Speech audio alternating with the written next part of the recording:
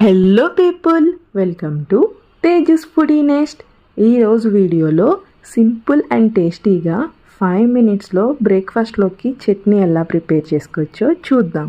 Mixer jar తీసుకుని 1 cup వేపిడి శనగపప్పు, 5 లేక 6 పచ్చిమిరపకాయలు, మీరు కారం ఎక్కువ తినే వాళ్ళైతే మీ కారానికి తగ్గట్టుగా పచ్చిమిరపకాయలు యాడ్ చేసుకోండి. 1 ఇంచ్ అల్లం, 1 స్పూన్ జీరా, అరచెక్క నిమ్మరసం.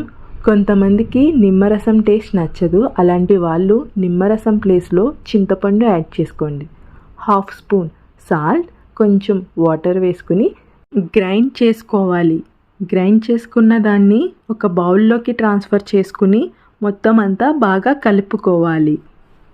ఇప్పుడు తాలింపు కోసం స్టవ్ ఆన్ చేసి తాలింపు గిన్నె పెట్టుకుని 1 స్పూన్ ఆయిల్ వేసుకోవాలి.